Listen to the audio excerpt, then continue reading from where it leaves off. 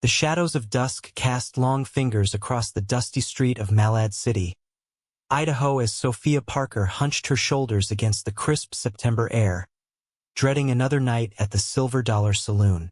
With each reluctant step toward the gaudy establishment, the weight of broken dreams pressed heavier upon her 22-year-old shoulders, reminding her that this life, however terrible, was still better than the one she had fled.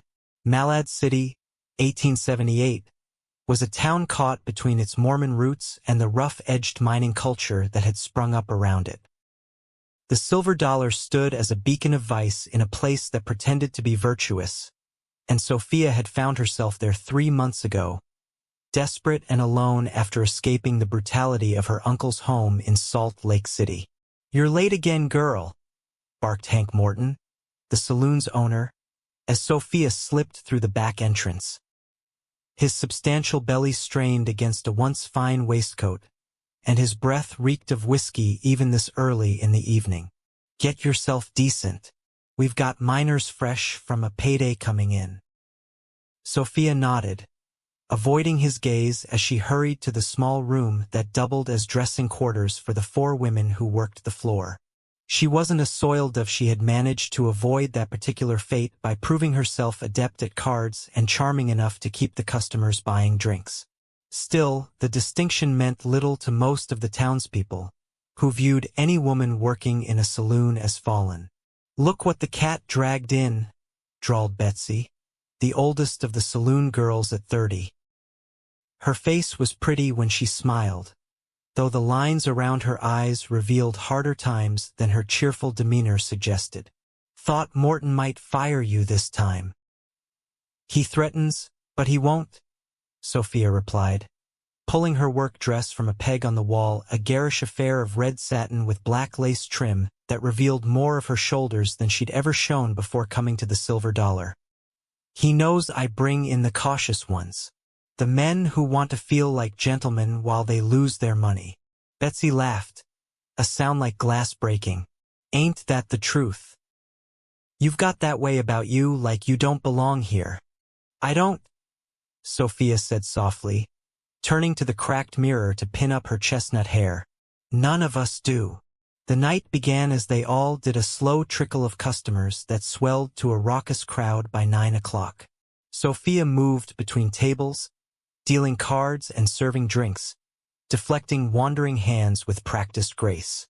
She had learned to wear a smile like armor, to laugh as though she meant it, and to keep the whiskey flowing while maintaining her own sobriety. It was nearly midnight when the doors swung open, admitting a gust of cool night air and 3 trail-worn cowboys. 2 were local ranch hands Sophia recognized, but the third, tall and straight-backed with a quiet confidence that set him apart, was a stranger. "That's Yates," whispered Betsy, appearing at Sophia's elbow. "Yates Young, new foreman over at the Blackburn Ranch. They say he's tamed more wild horses than any man in the territory." Sophia watched as the man removed his hat, revealing dark blonde hair and a face that, while not conventionally handsome, possessed a certain strength of character. His eyes, when they met hers across the room, were the clear blue of a mountain lake. "Table in the back just opened up," Morton instructed, giving Sophia a nudge. "See to our new guests." Sophia approached the cowboys, notepad in hand and smile fixed in place. "Evening, gentlemen. What can I bring you?" "Whiskey," said one of the ranch hands, already red-faced from earlier drinking.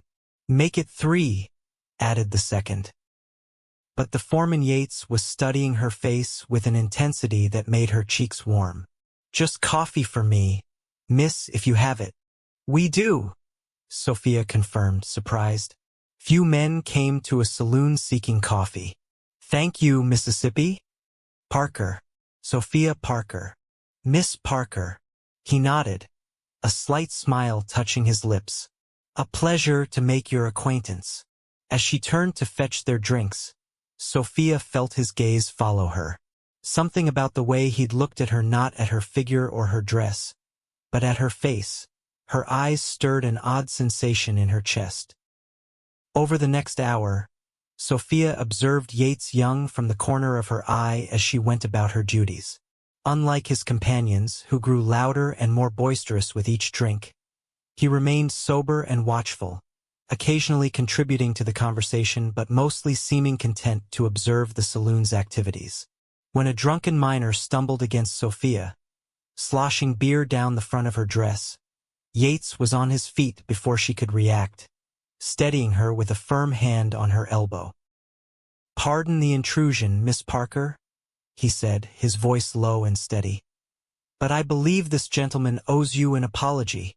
The miner, bleary-eyed and swaying, squinted at Yates's imposing figure. Whatever he saw in the cowboy's expression prompted a hasty, slurred apology before he retreated to the bar.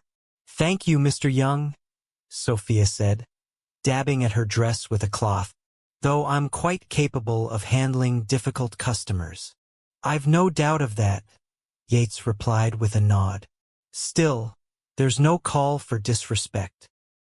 Before she could respond, Morton bellowed for her attention from across the room. With an apologetic smile, Sophia hurried away, but found her thoughts returning to the quiet cowboy throughout the night. As closing time approached and the saloon began to empty, Sophia was startled to find Yates still at his table, nursing what appeared to be his second coffee of the evening. "We'll be closing soon, Mr. Young," she informed him, gathering empty glasses from a nearby table. "I know." He stood, placing his hat back on his head. "I thought I might walk you home, Miss Parker." "The streets aren't safe for a lady at this hour." Sophia almost laughed at being called a lady. It had been months since anyone had addressed her with such respect, but she swallowed the bitter humor. "That's very kind, but unnecessary. I live upstairs." "I see." If he was disappointed, he didn't show it. "Perhaps another time, then." To her surprise, he left a generous tip on the table, more than his coffee warranted, and bid her a good night before departing.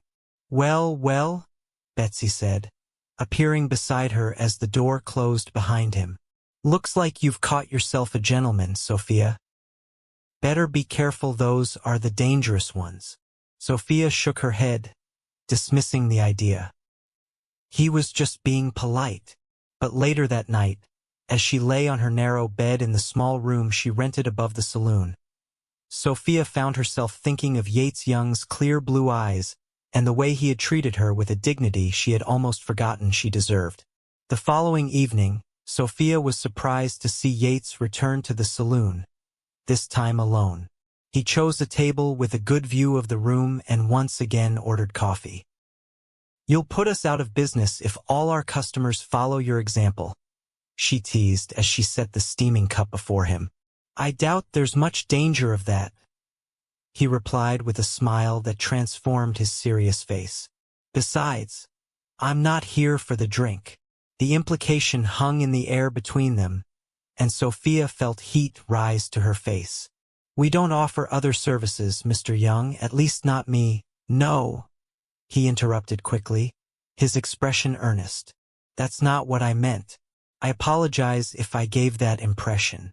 I only meant that I found the company interesting." Embarrassed by her assumption, Sophia nodded. "Of course. Enjoy your coffee." She avoided his table for the next hour, feeling foolish for misinterpreting his words.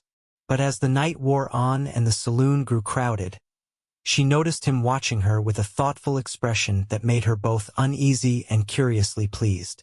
When a card game at one of her tables turned heated, with accusations of cheating flying, Yates moved casually to stand nearby, his presence alone seeming to defuse the tension. The men grumbled but returned to their game without further incident. "You didn't need to do that," Sophia said when she had a moment to approach him. "Do what?" he asked innocently, but the smile in his eyes told her he knew exactly what she meant. "Stand guard. Morton pays 2 men to handle trouble." Yates glanced toward the burly bouncers who were occupied with ejecting a rowdy drunk. They seemed busy. "Besides, I've noticed you have a talent for calming hot tempers. A necessary skill in this line of work," she replied. And is this line of work what you planned for yourself, Miss Parker? The question, asked without judgment, nonetheless caught her off guard. Few women plan to work in a saloon, Mr. Young. What did you plan then? Sophia hesitated, suddenly aware that no one had asked about her hopes in a very long time. I wanted to teach, she admitted. I had almost completed my training in Salt Lake City when circumstances changed. He nodded, accepting this without pressing for details. Teaching suits you. I can see it in how you explain the card games to new players. Patient, clear. Something about his observation, so simple yet perceptive, touched her deeply. Before she could respond, however, Betsy called for her assistance with a large order. Perhaps we could continue this conversation another time, Yates suggested as she turned to go. Perhaps, Sophia agreed, surprised to find she meant it. For the next 2 weeks, Yates became a regular at the Silver Dollar, always sober, always respectful, and always watching Sophia with those clear blue eyes that seemed to see beyond the saloon girl to the woman beneath.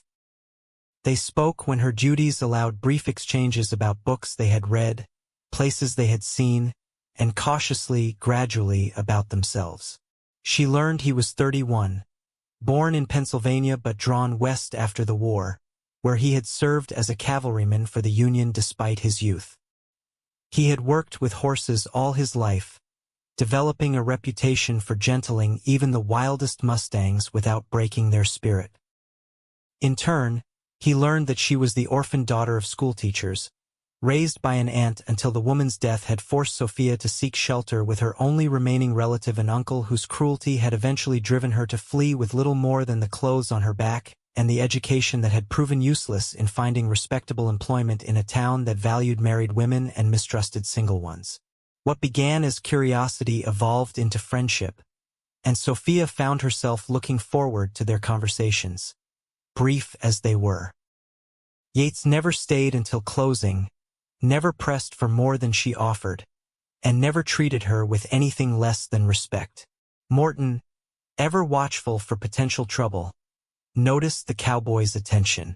"You keeping that one on the hook, Parker?" he asked one evening, his tone suggesting approval of what he assumed was a lucrative strategy.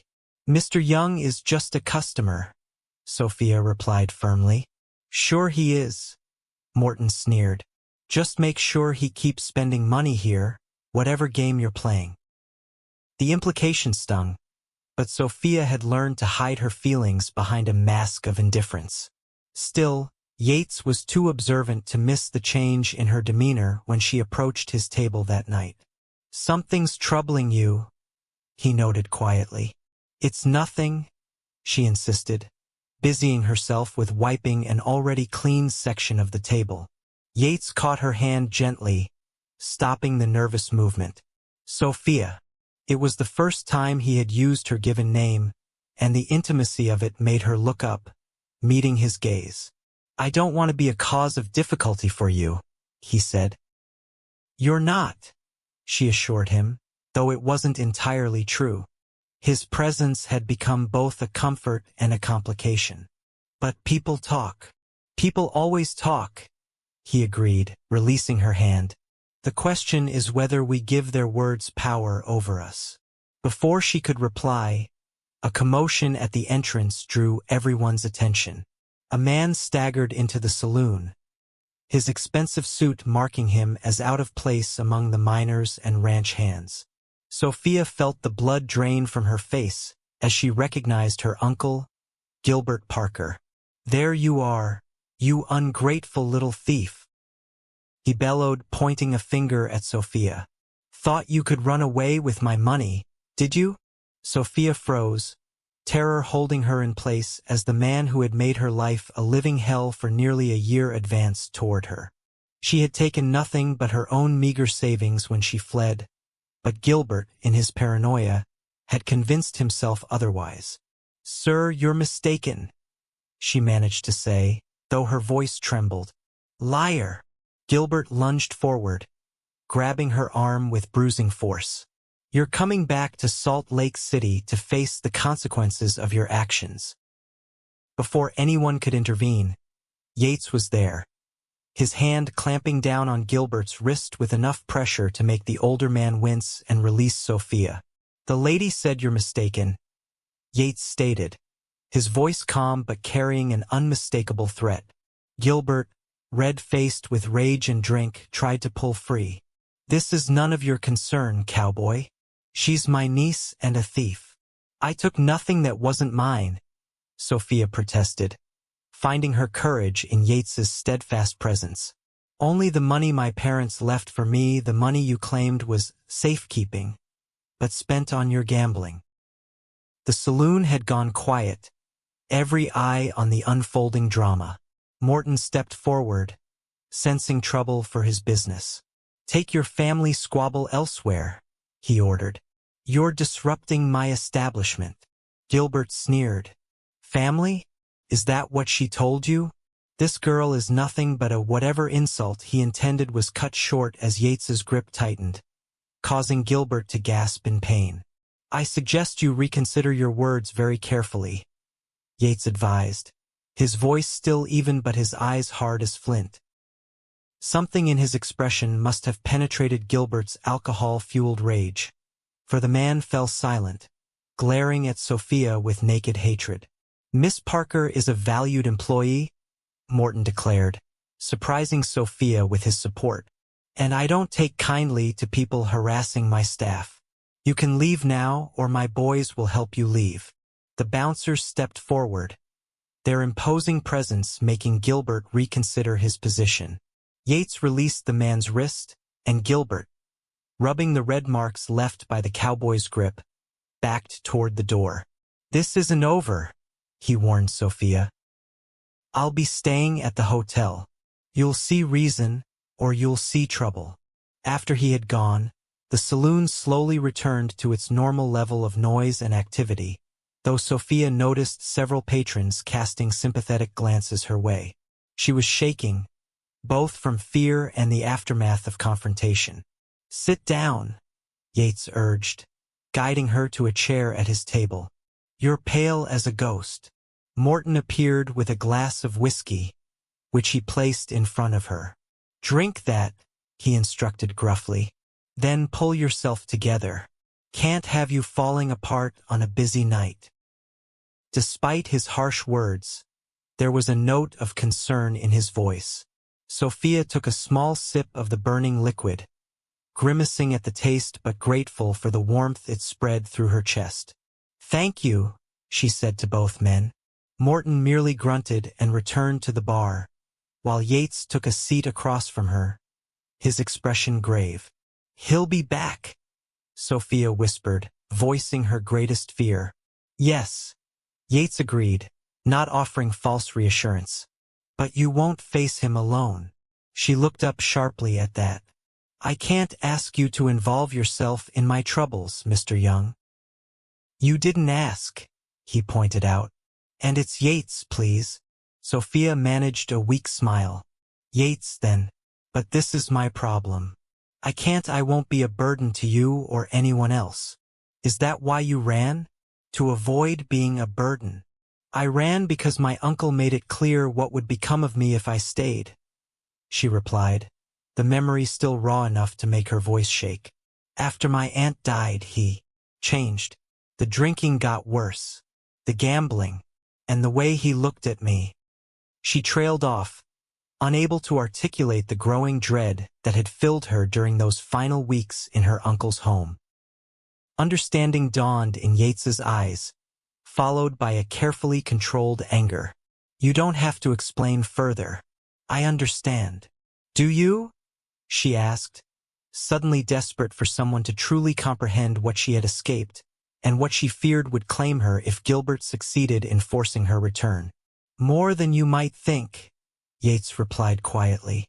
"My mother remarried after my father died. My stepfather was not a kind man. I left home at 16 rather than endure another day under his roof."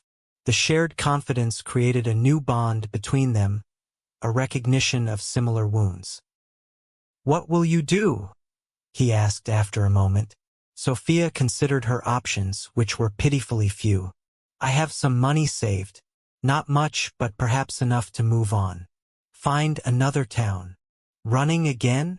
She bristled slightly at his tone. Sometimes running is the only sensible choice.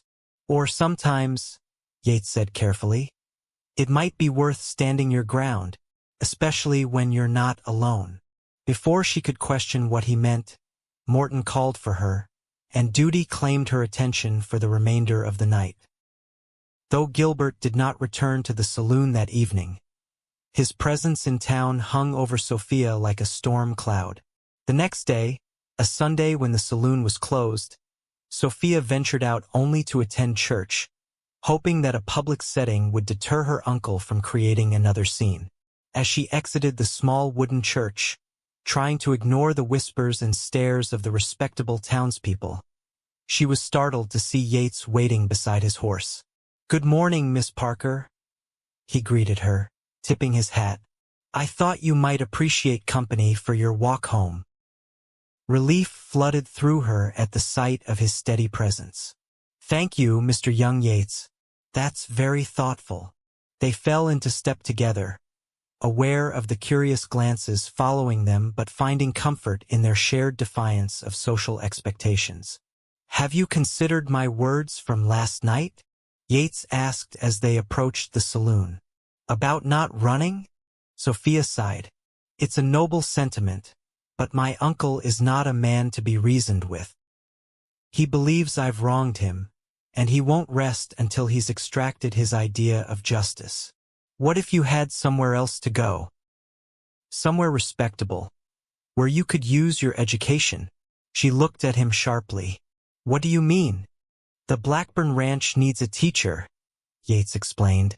"Mr. Blackburn has 4 children, and the nearest school is too far for them to travel daily. He's been searching for someone to live at the ranch and provide proper schooling." "And you think he would hire me? A saloon girl?" "I think he would hire a qualified teacher who happens to be working in a saloon to survive," Yates corrected gently. "Robert Blackburn is a fair man who values education highly. His wife died 2 years ago, and he's determined that his children, especially his daughters, will have every advantage he can provide." Hope, dangerous and fragile, bloomed in Sophia's chest. "Even if he would consider me, my uncle would simply follow. He's a persistent man, especially when his pride is involved." "The ranch is 20 miles from town," Yates pointed out, "and well protected. Your uncle would find no welcome there if he came looking for trouble." They had reached the saloon's side entrance, and Sophia paused with her hand on the door. The offer was tempting more than tempting. It was like a lifeline thrown to a drowning person. But experience had taught her to be wary of seemingly perfect solutions. "Why would you do this for me?" she asked, searching his face for hidden motives. Yates met her gaze steadily. "Because I recognize someone trying to find their way to something better. And because—" He hesitated, then continued with simple honesty. "I've come to care for you, Sophia, more than I expected or intended." The admission hung between them, neither unwelcome nor pursued. Sophia found herself at a loss for words, unaccustomed to such straightforward emotion. "Think about it," Yates said, saving her from having to respond immediately. "I'll speak to Mr. Blackburn tomorrow. The position is yours if you want it." After he had gone, Sophia climbed the stairs to her small room, her mind whirling with possibilities she had not allowed herself to consider for months. Teaching again, respectability, safety, and perhaps, in time, something more with the quiet cowboy whose clear blue eyes saw her as she truly was, not as the world had forced her to become. But even as she imagined this new future, a knock at her door shattered her reverie. Opening it cautiously, she found herself face to face with Gilbert Parker, his eyes bloodshot but clear of the previous night's drunkenness, making him all the more dangerous. "Uncle," she acknowledged, stepping back instinctively. "We need to talk, Sophia," he said, pushing into the room without waiting for an invitation. "About your return to Salt Lake City." "I'm not going back," she stated firmly, though her heart was racing. "There's nothing for me there." "Don't be foolish," Gilbert snapped. "You think this life is better? Working in a saloon, becoming exactly what your parents feared you would." The mention of her parents used as a weapon against her sparked Sophia's anger. "My parents would be ashamed of how you've twisted their memory. They left their money for my education, not for your gambling debts." Gilbert's face darkened. "You ungrateful," he caught himself, forcing a calmer tone. "I provided a roof over your head, food on the table. All I ask is that you return what you took." "I took nothing that wasn't rightfully mine," Sophia insisted. "And I've spent it." "There's nothing to return. Then you'll work to repay it," Gilbert declared, his true intentions finally revealed. "I've arranged a position for you with associates in Salt Lake, a respectable establishment where young ladies entertain gentlemen of means." Horror washed over Sophia as she understood what he was proposing. "You mean to sell me? Your own niece? Don't be so dramatic. It's a business arrangement, and you'll be well compensated after your debt to me is settled, of course."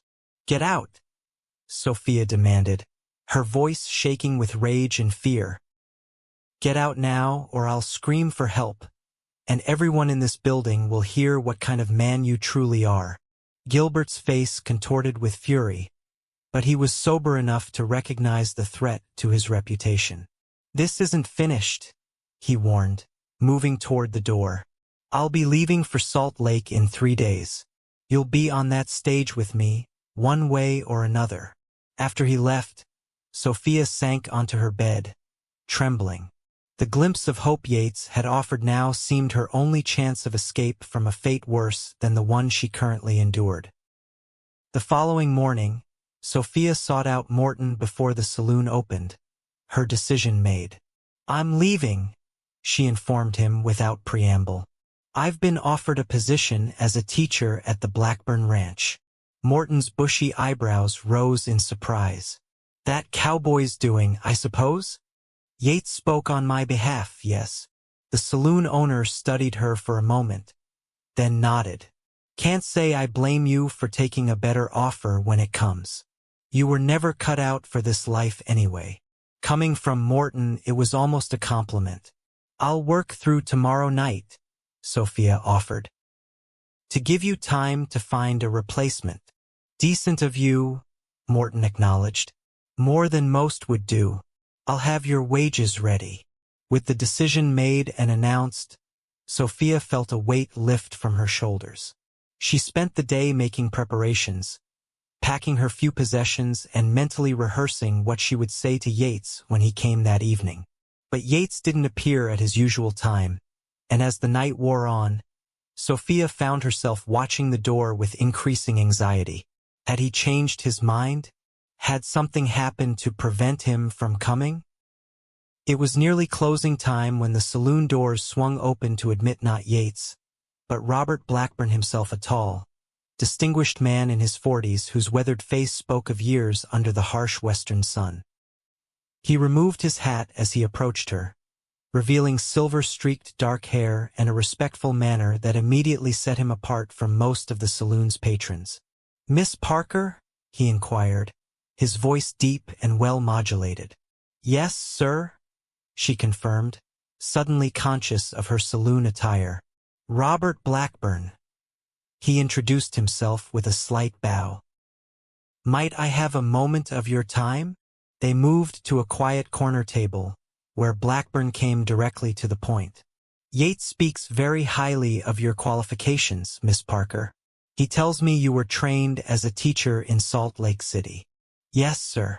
I completed all but the final examinations before. Circumstances required me to leave." Blackburn nodded, accepting this without pressing for details. "I have 4 children: Sarah, 14, Thomas, 12, Rebecca, 9, and James, 6. Their mother, God rest her soul, was determined they should receive an education equal to any back east. I've continued her wishes, but qualified teachers are scarce in these parts. I understand, Sophia said, and I'm grateful for your consideration, despite my current situation. Blackburn's expression softened slightly. Miss Parker, I judge people by their character and abilities, not by the circumstances that may have forced difficult choices. Yates has vouched for you, and I trust his judgment implicitly. Thank you, sir. The position offers room and board at the ranch, plus a salary of $30 a month, Blackburn continued. You would have your own small cabin near the main house, meals with the family and Sundays free. The children would study 6 hours daily, with additional time for music and art if you're so inclined. It was a generous offer, far more than Sophia had dared hope for. That sounds more than fair, Mr. Blackburn. I accept gratefully. Excellent. He smiled, revealing a warmth that had been hidden behind his businesslike manner. Yates will come for you tomorrow afternoon. He would have been here himself tonight, but one of our Maras is foaling and requiring his attention. Relief flooded through Sophia at this explanation for Yates's absence. I understand. Please tell him I'll be ready. As Blackburn rose to leave, he paused, his expression turning serious. One more thing, Miss Parker. Yates mentioned your uncle's unwelcome attention. Rest assured that on my property you will be safe. We take care of our own at the Blackburn Ranch. The simple promise of protection, offered without condescension or expectation of gratitude, brought unexpected tears to Sophia's eyes. Thank you, she managed, blinking them back. After Blackburn departed, Sophia moved through the remainder of her shift in a daze, hardly daring to believe that by this time tomorrow, she would be free of the saloon and beyond her uncle's reach. The next day passed in a blur of preparation and nervous anticipation. Morton paid her wages in full, $37.50, a small fortune to Sophia, and even gruffly wished her well. Betsy and the other girls helped her pack, their farewells tinged with both envy and genuine good wishes. By 3 o'clock, Sophia was waiting anxiously. Changed from her saloon dress into the most respectable outfit, she owned a simple blue cotton dress with a high collar that had once belonged to her aunt. When Yates finally appeared, driving a wagon rather than riding his usual horse, Sophia felt her heart skip at the sight of him. He wore a clean white shirt under his leather vest, and his hair was damp from a recent washing. You look lovely, he said simply as he helped her load her single trunk into the wagon. Thank you for this, Sophia replied, unable to fully express the depth of her gratitude. For everything. Yates smiled, the expression transforming his serious face. You earned this chance, Sophia. I just helped point the way. As they prepared to depart, a commotion from the hotel across the street caught their attention. Gilbert Parker was striding toward them, his face flushed with anger. Going somewhere, niece? He called, his tone deceptively pleasant though his eyes blazed with fury. Sophia tensed, but Yates placed a reassuring hand on her arm before stepping forward to meet Gilbert. Miss Parker has accepted a position at the Blackburn Ranch, Yates stated calmly. As a teacher, Gilbert sneered. Has she now? How convenient. And what else will she be teaching out there, I wonder? The same skills she's learned in this establishment. Sophia flinched at the insult, but before Yates could respond, another voice intervened. I'd watch your tongue, mister, if I were you. Sheriff Thomas Wilson approached from the direction of his office, alerted by the raised voices. Though past his prime, the lawman carried himself with the authority of his position and the confidence of someone who had faced down worse than an angry Easterner. This is a family matter, Gilbert insisted. Any disturbance on my streets is my matter, the sheriff countered. Now, what seems to be the problem here?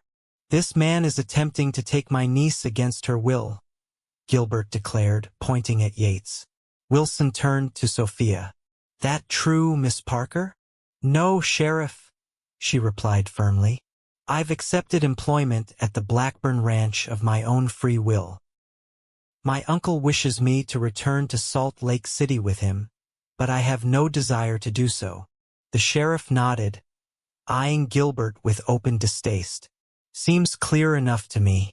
The lady's made her choice." "She's stealing from me," Gilbert protested. "Money that rightfully belongs to me." "Is that so?" Wilson asked Sophia. "The only money I took when I left Salt Lake City was what remained of my inheritance from my parents," Sophia explained.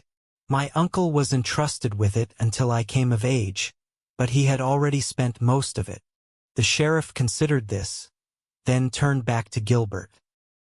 "Sounds like a matter for the courts if you've got proof. Do you?" Gilbert's silence was answer enough. "That's what I thought," Wilson concluded. "Now, Miss Parker is free to go wherever she pleases. And you, sir, would be wise to return to your hotel and prepare for your journey back to Salt Lake City. Alone." For a moment, it seemed Gilbert might protest further, but something in the sheriff's steady gaze convinced him otherwise. With a final venomous look at Sophia, he turned and stalked back toward the hotel. "Thank you, Sheriff," Sophia said gratefully. Wilson tipped his hat. "No need for thanks. Just doing my job." He glanced at Yates. "Blackburn's got himself a fine teacher, from what I hear. You drive carefully now." With that final obstacle removed, Sophia climbed onto the wagon seat beside Yates, her heart lighter than it had been in months. As they pulled away from the Silver Dollar Saloon, she resisted the urge to look back, focusing instead on the road ahead and the man beside her. The journey to the Blackburn Ranch took nearly 3 hours, leading them through rolling hills and open countryside that gradually gave way to more forested terrain as they approached the mountains. Sophia, accustomed to the confines of the saloon and her small room, drank in the expansive landscape with wonder, feeling as though she could breathe fully for the first time in ages. Yates was a comfortable companion, neither pressing conversation nor maintaining an awkward silence. When they did talk, it was of practical matters: life at the ranch, the children she would teach, the changing seasons in this part of Idaho. "Autumn comes early in these mountains," he told her as they passed through a grove of aspen trees already showing hints of gold among the green. "But it's beautiful. And when winter settles in, the ranch becomes its own little world." "It sounds peaceful," Sophia observed. Yates smiled. "Mostly, though 4 lively children ensure it's never too quiet." As the sun began its descent toward the western peaks, they crested a final hill, and Sophia gasped at the view that spread before them. The Blackburn Ranch occupied a broad valley, with a substantial 2-story house nestled among cottonwood trees, surrounded by outbuildings, corrals, and beyond, pastures where cattle grazed. A small creek wound through the property, its banks lined with willows that swayed in the afternoon breeze. "It's beautiful," Sophia whispered, overwhelmed by the serene beauty of her new home. "Welcome to Blackburn Ranch," Yates said softly, a note of pride in his voice. As they approached, the front door of the main house burst open, and 4 children spilled out, followed at a more dignified pace by their father. The youngest boy raced ahead, waving excitedly. "Yates, is that her? Is that our new teacher?" "Mind your manners, James," called the oldest girl, who had her father's dark hair and a serious expression that belied her 14 years. Yates brought the wagon to a halt in front of the house, jumping down to help Sophia descend. As her feet touched the ground of her new home, she felt a curious mix of nervousness and certainty, as though, despite all the upheaval and uncertainty that had brought her here, she had somehow arrived exactly where she was meant to be. The Blackburn children gathered around, curious but respectful as their father approached. "Children," Robert Blackburn said, This is Miss Parker. She'll be your teacher starting tomorrow. He turned to Sophia with a warm smile. And this unruly bunch is Sarah, Thomas, Rebecca, and James. I hope they won't scare you off before you've had a chance to settle in. Sophia smiled at the children, noting the mixture of excitement and assessment in their young faces. It's a pleasure to meet you all. I'm looking forward to getting to know each of you and learning together. James, the youngest at 6, stepped forward boldly. Do you know about dinosaurs, Miss Parker? Yates says they were giant lizards that lived before people. James, his father admonished gently. Miss Parker has had a long journey.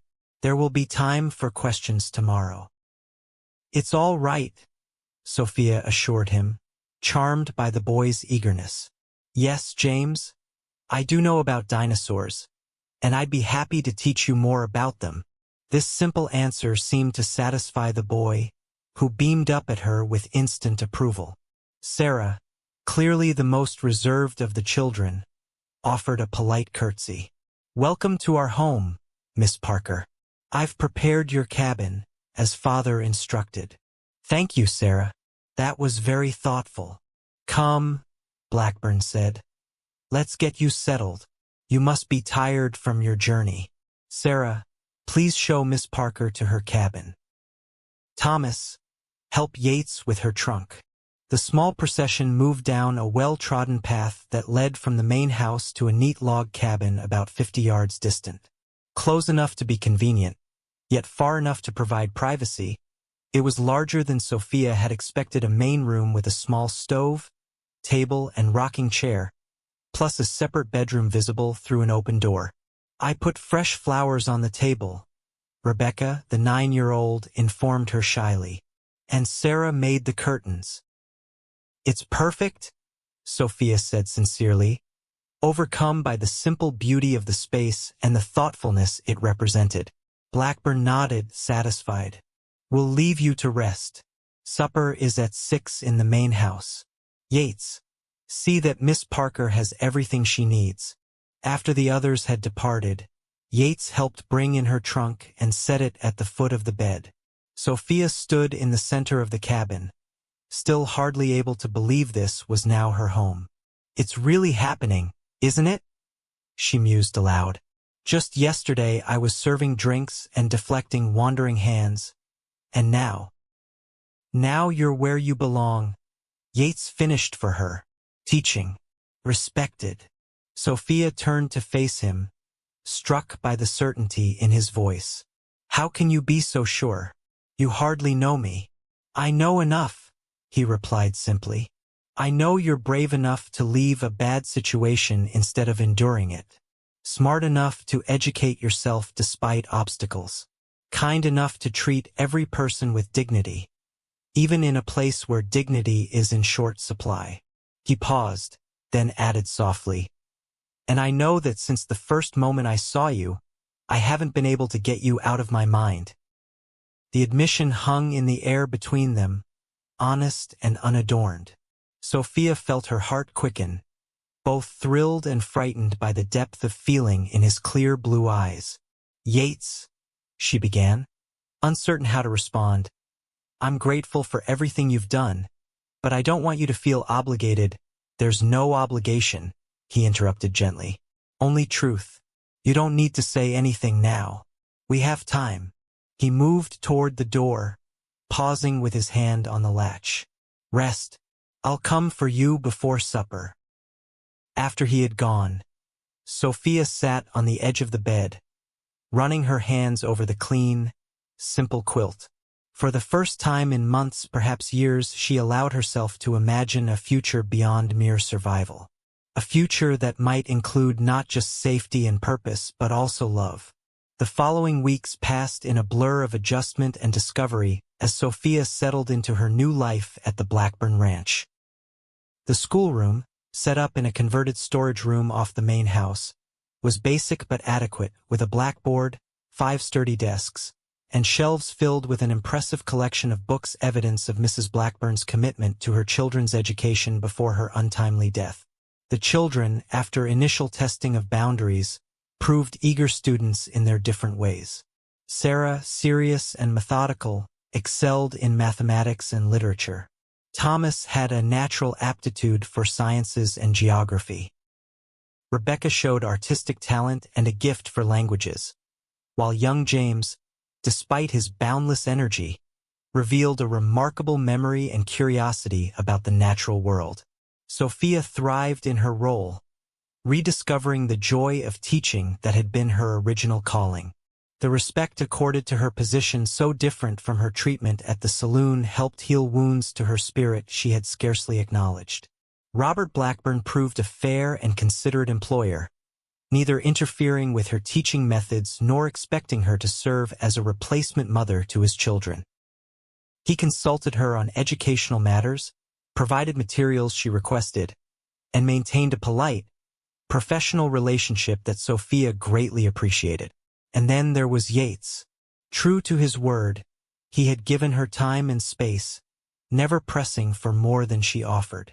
But he was a constant presence, joining the family for meals, assisting with repairs to her cabin when the autumn rains revealed a leak in the roof, bringing her wildflowers he had discovered while riding the boundaries of the ranch. Their friendship deepened through shared conversations on the porch of her cabin in the evenings, discussions of books they both admired, and occasional rides across the ranchlands when her teaching duties allowed. Sophia found herself looking forward to these moments with an eagerness that both delighted and frightened her. October arrived, painting the surrounding hills in brilliant hues of gold and crimson. The ranch became a hive of activity as preparations for winter intensified. Hay stored, preserves put up, repairs completed before the first snows. One crisp Saturday afternoon, Yates appeared at her door with 2 saddled horses.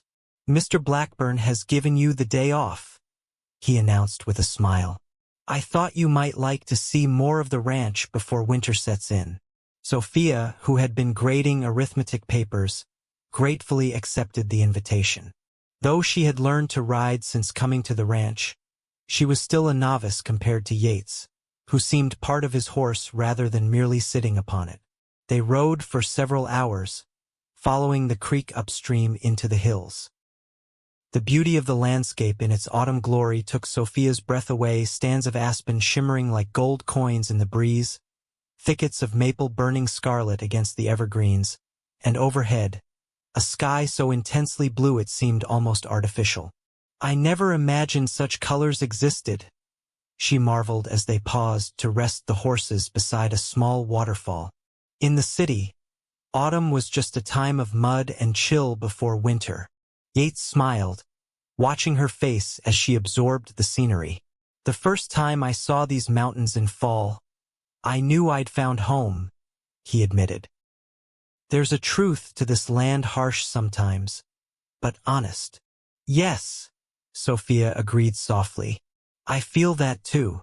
They continued higher, eventually reaching a promontory that offered a panoramic view of the valley below, the ranch buildings tiny in the distance, surrounded by the patchwork of fields and pastures. "This is what I wanted you to see," Yates said as they dismounted. "From up here, you can understand the ranch as a whole, how it fits into the land." Sophia stood at the edge, drinking in the vast perspective. After months confined to the saloon, the expansiveness of this view filled her with a profound sense of freedom. "Thank you for bringing me," she said, turning to find him watching her with an expression that made her heart skip. "For all of this, for helping me find my way here." "Sophia," Yates began, taking a step toward her. "I promised I would give you time, and I've tried to honor that, but I find myself hoping."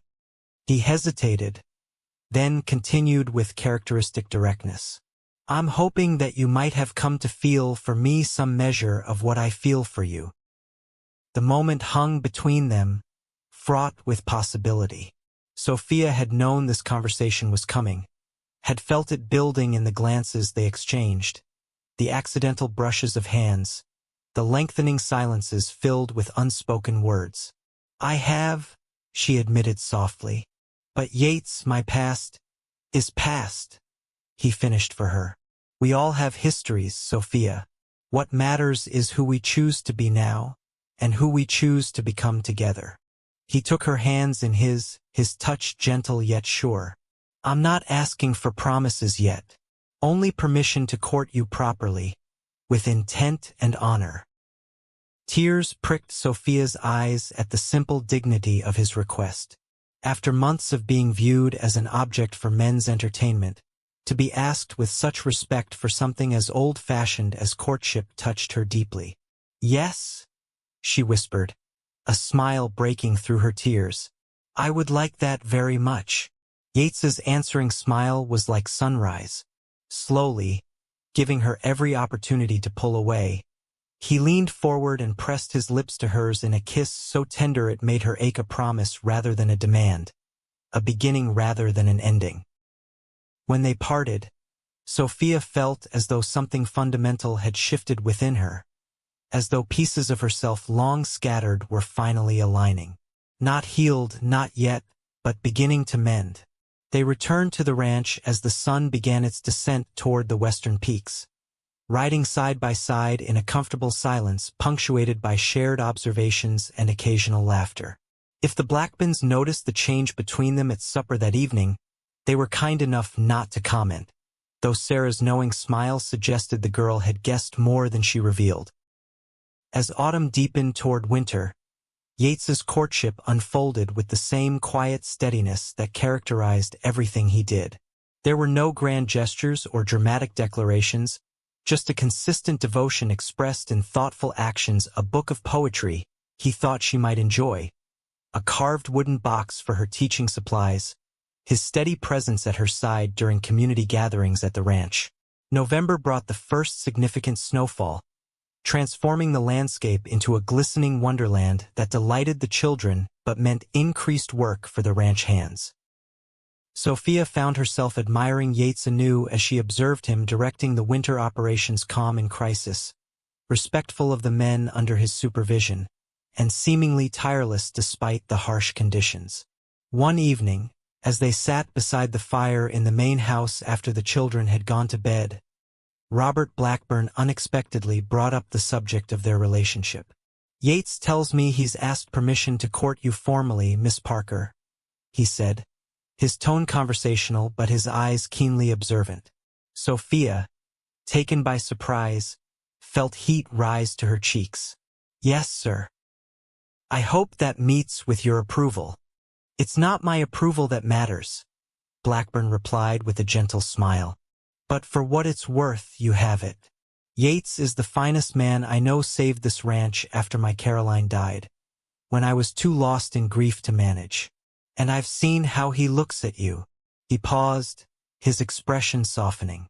The same way I used to look at my wife. Thank you, Sophia said, deeply touched by the comparison. Your family has given me more than I can express: a home, purpose, respect. You've earned all those things, Blackburn assured her.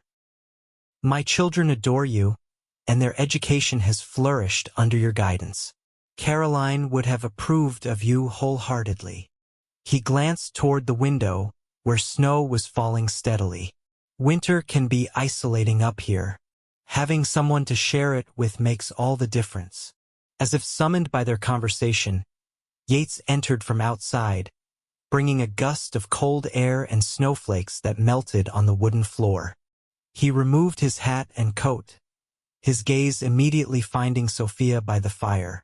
Storm's picking up, he reported, crossing to warm his hands by the flames. We've moved the remaining cattle to the sheltered pasture. Should be secure for the night. Blackburn nodded, rising from his chair. Good work. I think I'll turn in early. Good night to you both. With a knowing smile that made Sophia blush again, he departed, leaving them alone by the crackling fire. Yates took the seat Blackburn had vacated, his features relaxed in the firelight. You look troubled, he observed, studying her face. Is something wrong? Not wrong, Sophia assured him. Just thinking about how much has changed. For months ago, I was serving whiskey and dodging wandering hands, certain that was the best future I could hope for. And now, Yates prompted when she trailed off. Now I find myself daring to believe in possibilities I'd given up on, she admitted. Teaching, respect, a place to belong. She met his gaze directly. Love. The simple words seemed to fill the space between them, more powerful for being finally spoken aloud. Yates reached across to take her hand, his calloused fingers gentle against her skin. I do love you, Sophia, he said, the straightforward declaration perfectly in character. Not despite your past, but including it because everything you've experienced has made you who you are. And who you are is the woman I want to share my life with. Tears pricked at Sophia's eyes, but they were tears of a kind she had almost forgotten, born of joy rather than sorrow, hope rather than despair. I love you too, she whispered, the words unfamiliar but right. I think perhaps I have since that first night at the Silver Dollar, when you looked at me as though you actually saw me not just a saloon girl, but a person with value. Yates smiled, the expression transforming his serious face. I saw a woman too dignified for her surroundings, too intelligent for her occupation, and too beautiful for me to forget. Flatterer, Sophia accused lightly, though she cherished his words. Truth-teller, he corrected, lifting her hand to press a kiss against her palm. Always with you. Outside, the snow continued to fall, insulating the ranch from the wider world and creating a cocoon of peace within which their love could strengthen and grow. December brought Christmas preparations to the ranch, with the children buzzing with excitement as they helped decorate the house with pine boughs, red ribbons, and handmade ornaments. Sophia found herself swept up in the holiday spirit, working secretly on gifts for each child and helping Sarah bake traditional cookies from Mrs. Blackburn's recipes. On Christmas Eve, after a festive supper and the exchange of most gifts, Yates asked Sophia to accompany him on a short walk despite the cold. Bundled in warm coats and scarves, they strolled toward her cabin, their boots crunching in the fresh snow, the moon casting blue shadows across the pristine landscape. I have something for you, Yates said when they reached her porch. A gift I wanted to give you privately. From his pocket, he withdrew a small package wrapped in brown paper and tied with string. Sophia unwrapped it carefully to reveal a velvet box that made her breath catch in anticipation.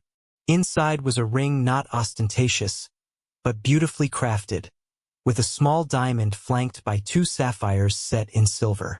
It was my mother's, Yates explained softly. The only thing of value I took when I left home. I've carried it all these years, waiting for the right person to give it to. Sophia looked from the ring to his face, her heart thundering in her chest. I'm not asking for an immediate answer, Yates continued. I know it's soon, and you may need more time. But I want you to know my intentions are permanent, Sophia. When you're ready, if you're ready, I want to make a life with you. For a moment, Sophia couldn't speak, overwhelmed by emotion. Then, clarity broke through like sunshine after storm. There was no reason to wait, no doubt to overcome. In the months since leaving the saloon, she had found not just safety and purpose, but also her own strength. And in Yates, she had found a partner who valued that strength, who saw her completely and loved what he saw. Yes, she said simply, extending her hand. I don't need more time, Yates. I know what I want, and it's you, a life with you. His smile was incandescent as he slipped the ring onto her finger. It fit perfectly, as though it had always been meant for her hand. When he kissed her, there was a new certainty in his touch, a promise now spoken aloud and accepted. Merry Christmas, my love, he whispered against her lips. Merry Christmas, she replied, marveling at how those simple words, spoken here in this moment, contained more joy than she had experienced in years. They were married in April, when the snow had melted and the first wildflowers dotted the hillsides around the ranch. The ceremony was small but joyful, held in the meadow beside the creek where they had often walked. Robert Blackburn stood as Yates's best man, while Sarah, blossoming into young womanhood, served as Sophia's maid of honor. Sheriff Wilson made the journey from Malad City, along with a few other friends Sophia had made during her brief time there. Even Morton sent a surprisingly thoughtful gift, a set of fine china teacups, though he declined the invitation with a gruff note about business demanding his attention. As Sophia spoke her vows beneath an archway of spring blossoms, wearing a simple white dress that Sarah and Rebecca had helped her sew, she marveled at how completely her life had transformed in less than a year. From the desperate young woman fleeing her uncle's house to the confident teacher standing beside the man she loved, the journey seemed almost miraculous. Yet it wasn't miracle but choice that had brought her here: the courage to flee a bad situation, the determination to survive on her own terms, and the openness to accept help when it was offered with respect rather than condition.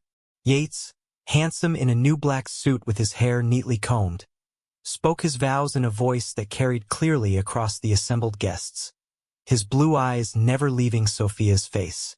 When he slipped a second ring onto her finger to join her mother's engagement ring, his hands were steady but his voice caught with emotion. "With this ring, I thee wed," he said, the traditional words infused with personal meaning. "With my body, I thee worship, and with all my worldly goods, I thee endow." The celebration afterward was filled with music, laughter, and an abundance of food prepared by the women of neighboring ranches. As evening approached, Yates led Sophia away from the festivities toward a buckboard decorated with ribbons and flowers. "Where are we going?" she asked, curious about this departure from the planned celebration. Yates smiled mysteriously. "You'll see." They rode for about 20 minutes, following a path through the hills that Sophia had never taken before. When they crested a final rise, she gasped in surprise. Before them stood a small house newly built, with a wide porch and windows that gleamed in the setting sun. Smoke curled from the chimney, suggesting someone had prepared for their arrival. "Welcome home, Mrs. Young," Yates said softly, helping her down from the wagon. "Yates," Sophia breathed, unable to find adequate words. "Is this ours?" He nodded, pride evident in his expression. "Blackburn granted me the land as a wedding gift, 40 acres, including that small apple orchard we admired last autumn. The men and I have been building the house since winter broke. Do you like it?" "Like it?" Sophia laughed through sudden tears. "It's perfect. But how did you manage to keep it secret?" "It wasn't easy," Yates admitted with a chuckle. "Especially keeping the children from telling you. They helped with the furnishing." He led her up the steps and across the threshold, revealing an interior that was simple but beautiful: polished wood floors, a stone fireplace, and furniture that, while not fancy, had been crafted with evident care. "The bedroom is through there," Yates indicated a door off the main room. "And there's a small room beside it that I thought might make a good nursery. Someday." The slight question in his voice made Sophia's heart swell with tenderness. "Someday soon, I hope," she said softly, reaching up to touch his face. "I want a family with you, Yates. Children of our own, to raise alongside Sarah, Thomas, Rebecca, and James, who already feel like family to me." His kiss in response was both gentle and passionate, a promise of the night to come and the life they would build together. Their honeymoon, though brief, was idyllic: 3 days of privacy in their new home, exploring each other and their shared future with equal parts joy and wonder. Sophia, who had once feared intimacy after her experiences at the saloon and her uncle's threats, found healing in Yates's patient, considerate love. When they returned to ranch life, it was with a new status that everyone accepted without question. Sophia continued teaching the Blackburn children, but now rode to the main house each morning from her own home, returning each evening to Yates and their shared life. The months passed in a rhythm of work and love, challenges and triumphs. Sophia planted a garden beside their house. Yates tended the small apple orchard that would eventually provide additional income, and together they created a home that welcomed visitors but remained their sanctuary. In December, as their first Christmas as husband and wife approached, Sophia confirmed what she had suspected for several weeks: she was expecting their first child, due in early summer. Yates's reaction to the news was everything she could have hoped for: joy, wonder, and a protectiveness that would have irritated her had it not been so evidently born of love rather than doubt in her capabilities. A teacher and a mother, he mused as they lay in bed that night, his hand resting gently on her still flat stomach. You'll excel at both, as you do at everything you attempt. We'll need to make some adjustments, Sophia pointed out practically. With the baby coming in June, I'll need to arrange for the children's lessons through the end of their school year. Blackburn already has a solution in mind, Yates revealed. Sarah has expressed interest in teaching the younger children under your supervision. He thinks it would be good preparation for her, since she's considering attending the normal school in Boise when she's old enough. That's wonderful, Sophia said sincerely, pleased by her oldest pupil's ambition. She has a natural gift for explaining concepts clearly. With some guidance, she could manage quite well while I'm indisposed. The reality of impending motherhood still seemed slightly unreal, a dream she had once abandoned now within reach. Yates pressed a kiss to her forehead. Whatever arrangements we need to make, we'll make them together. This child will have everything we can provide: safety, education, and above all, love. Yes, Sophia agreed, thinking of her own childhood secure and happy until her parents' deaths, and her determination to create that same security for her own children. Love most of all. As winter settled over the ranch, transforming the landscape into a glistening wonderland of white, Sophia found herself reflecting on the journey that had brought her to this moment. From the desperate flight from her uncle's house to the months of survival at the Silver Dollar, from Yates's quiet intervention to their new life together, each step, however difficult, had led her here, to a happiness she had once thought beyond her reach. Gilbert Parker had never returned to trouble her, perhaps discouraged by Sheriff Wilson's warning or simply accepting that his niece had escaped his control for good. Whatever the reason, his absence allowed the final shadows of Sophia's past to gradually fade, replaced by the bright promise of her future with Yates.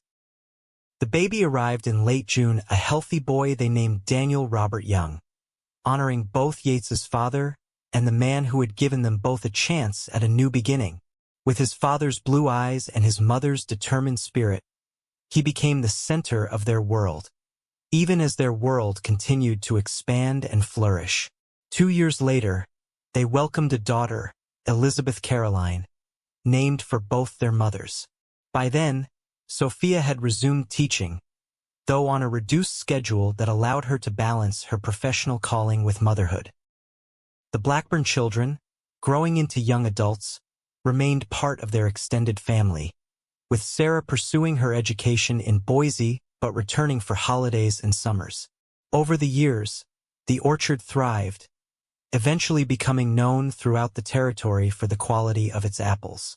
Yates continued as foreman at the Blackburn Ranch while developing their own property, his reputation as a horse trainer bringing clients from as far away as California. Sophia, in addition to teaching and raising their children, began writing educational materials for isolated communities like their own simple textbooks and readers that reflected the realities of Western life while maintaining high academic standards. Her work eventually caught the attention of publishers in San Francisco, leading to a modest but satisfying secondary career. Their house expanded as their family and prosperity grew, but it remained the heart of their world, a place of warmth, learning, and love built on the foundation of mutual respect and shared dreams. Sometimes, on summer evenings when the children were asleep and the demands of the day were behind them, Yates and Sophia would sit on their porch, watching the sunset paint the hills with gold and crimson. In those quiet moments, they would often reflect on the unlikely path that had brought them together: a saloon girl with dreams of teaching, a cowboy with the wisdom to see beyond circumstances to the person within. "Do you ever regret it?" Sophia asked one such evening, nearly 10 years after their wedding, as they watched their children playing with the Blackburn grandchildren in the meadow below their house. "Taking a chance on a woman with my past?" Yates turned to her, his face more lined now but his blue eyes as clear and direct as the day they met. "Never," he said simply. "Not for a single moment." He took her hand, his touch still sending a current of warmth through her after all their years together. "You were worth every risk, Sophia. You always will be." As the sun dipped below the western peaks and their children's laughter carried on the evening breeze, Sophia leaned her head against her husband's shoulder, content in the knowledge that the life they had built together, this love that had offered escape and found a home, was stronger than any past they had overcome, and bright with the promise of all the years yet to come.